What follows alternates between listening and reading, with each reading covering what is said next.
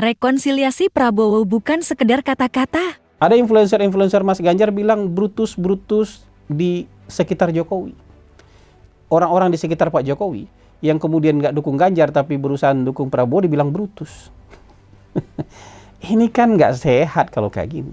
Orang kan punya hak loh mendukung siapapun.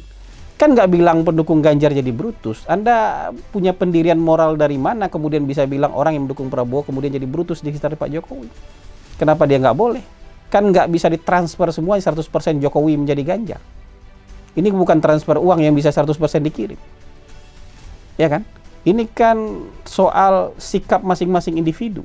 Siapa yang dinilai paling layak untuk melanjutkan kepemimpinan Pak Jokowi.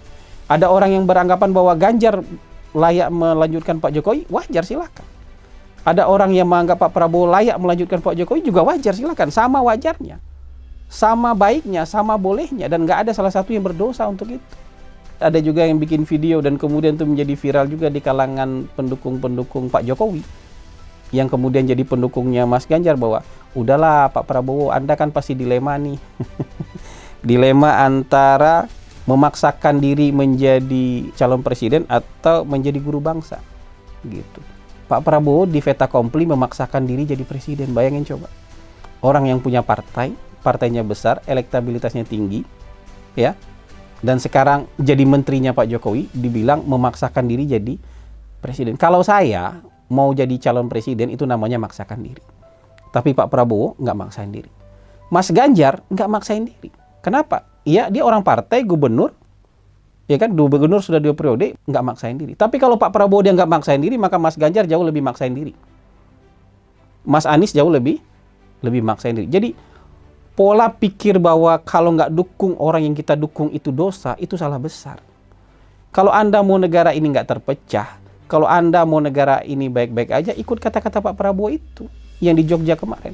Bahwa Mas Anies, Mas Ganjar tuh orang-orang terbaik, putra-putra terbaik negeri ini. Jadi nggak usah tegang-tegang. Nggak usah kita mikir rumit-rumit, nggak usah takut-takut bahwa mereka putra-putra terbaik bangsa yang ingin kebaikan juga buat negeri ini. Jadi nggak usah pusing. Termasuk juga Pak Prabowo putra terbaik bangsa. Itu cara berpikir rekonsiliasi. Kita tetap berkompetisi. Kita tetap mungkin bertentangan, berseberangan secara ide. Tapi untuk negara Republik Indonesia kita pengen yang terbaik kan gitu. Biarkan masyarakat memilih yang terbaik. Jangan dicap dosa kalau milih yang lain. Karena kalau Anda menganggap dosa sebagai pendosa ini pemilih calon di luar Anda, ya negara kita kan nggak kunjung baik. Pak Prabowo itu ngasih contoh loh. Ada banyak jenderal yang selalu berseberangan dan nggak suka sama Pak Prabowo.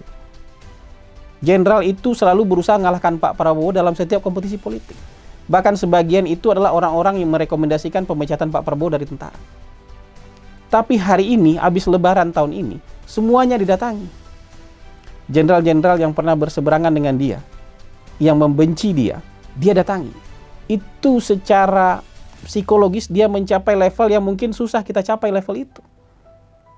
Ya, susah kita capai level itu. Kan nggak gampang. Karena secara politik sekarang yang paling tinggi jenderal itu, posisi politiknya Pak Prabowo. Fair aja.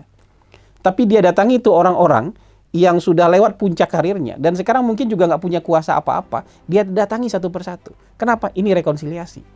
Saya nggak mau gembar-gembor dengan kata-kata soal rekonsiliasi, tapi saya tunjukkan dengan perbuatan. Dan ini kan nggak gampang dan nggak perlu sebenarnya. Kenapa? Orang ini nggak menyediakan tiket lagi kok.